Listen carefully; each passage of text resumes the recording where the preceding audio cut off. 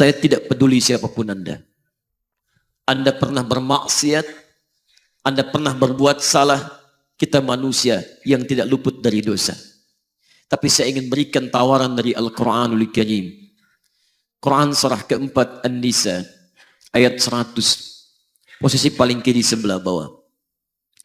Pernah ada orang berbuat maksiat yang tak terlukiskan.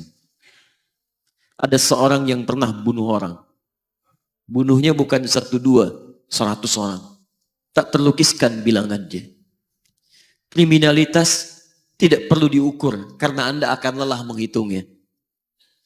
Ketika Allah berkenan memberikan hidayah kepadanya, Masya Allah.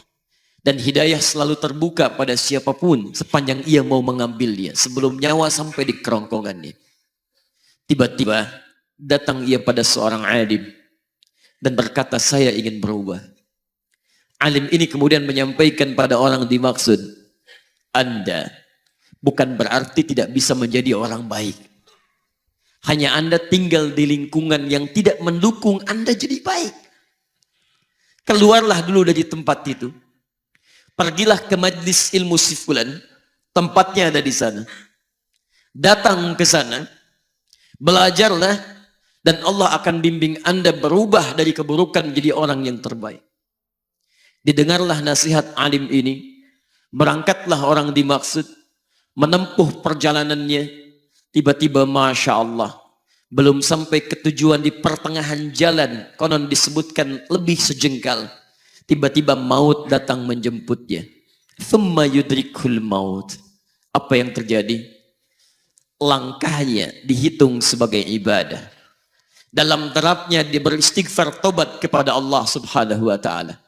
Taubatnya menghadirkan cinta Allah subhanahu wa ta'ala. Quran surah kedua ayat 222 di ujung ayatnya.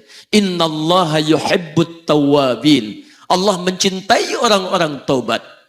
Dan cinta Allah menghadirkan ampunan bagi seluruh dosanya.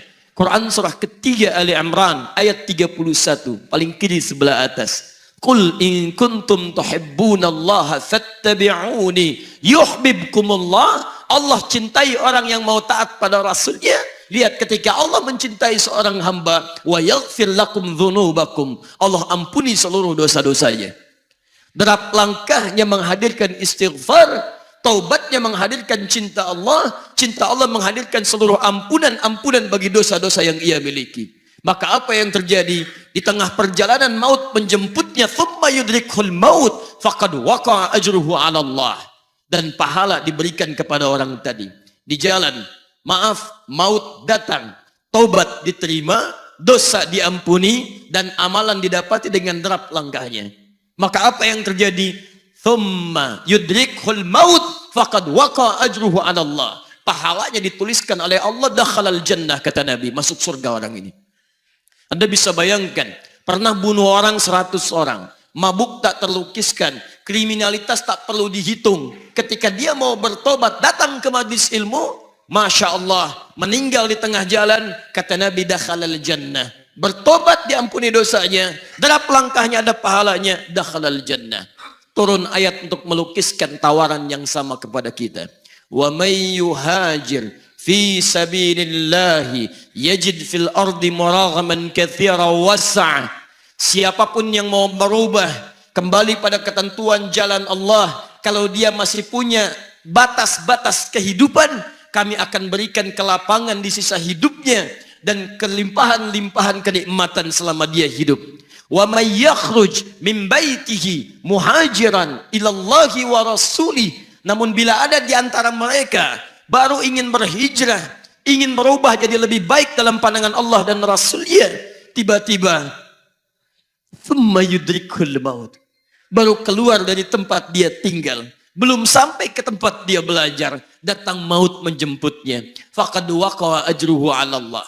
Kami terima semua amalnya, kami ampuni dosa-dosanya, dan kami tuliskan namanya di dalam surga.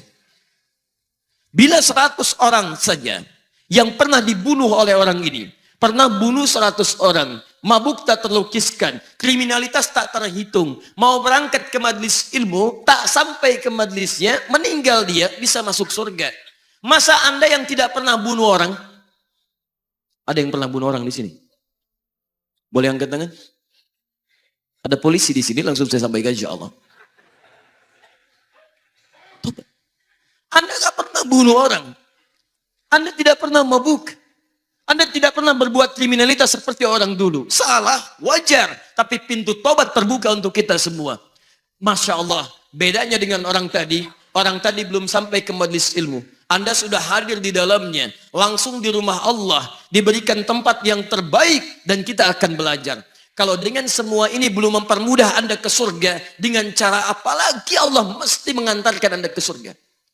Kalau dengan duduknya Anda di sini belum mau juga bertobat, dengan cara apa lagi Allah harus membimbing Anda bertobat?